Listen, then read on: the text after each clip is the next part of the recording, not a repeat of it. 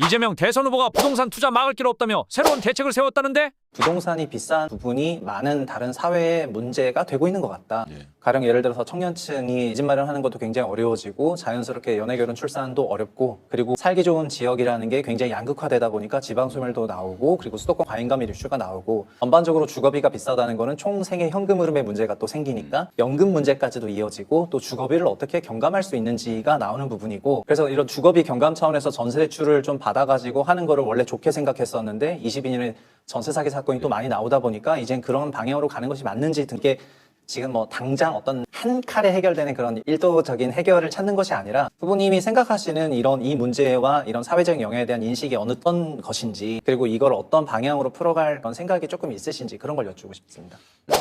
집은 주거용이지 투자 투기용이 아니어야 된다. 저는 이제 그 생각을 사실 많이 강하게 가지고 있었고, 근데 그게 이제 지금 생각을 해보니까 그게 불가능하더라고요. 그건 당위일 뿐이고 현실은 그렇지 않은 거예요. 금융시장, 특히 이 자본시장을 살려야 된다고 생각하게 된 이유가 국민들이 투자할 데가 없어요. 오로지 부동산.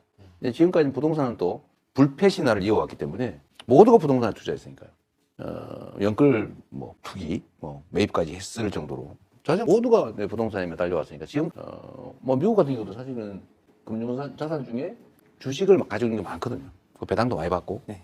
우리나라도 이런 측면에서도 좀 국민들의 투자 기회를 부동산 말고 다른 기회를 만들어줘야 된다라는 거 하나고. 그러니까 주거 더하기 투자 동시에 두 가지 효과가 있으니까 이걸 안 할 이유가 없는 거예요. 근데 지금은 주거도 못하는 상황이 돼가지고 이거 내가 평생 집 때문에 주거 때문에 고생 안 하기 위해서 집을 사야 되는 상황이 또 발생하는 거죠. 너무 비싸 근데. 그래서 이게 뭐 이 악순환이 계속되고 있어서 일단 주거 문제는 그래도 어쨌든 투자 수단으로 부동산을 접근하는 걸 막을 길은 없다. 그걸 어거지로 하려다 사실 부작용이 많이 생겼는데 그러면 내가 투자 수단으로 집을 사자는 게 아니고 내가 좀 살아야 되겠다라고 하는 데는 충분한 주거를 공급해 줘야 되는 거죠. 그래서 저희가 이제 굳이 집을 사겠다는 사람들에 대해서는 그거 말리지 말자. 막 굳이 막 그 세금 때려가지고 억누르고 그냥 하지 말자. 그냥 그 시장을 놔두고 대신에 그 시장에 관여할 수 없거나 관심이 없으면서도 나는 좀 살만한 집을 좀 구해야 되겠다고 하는 데서는 충분히 공급을 해주자.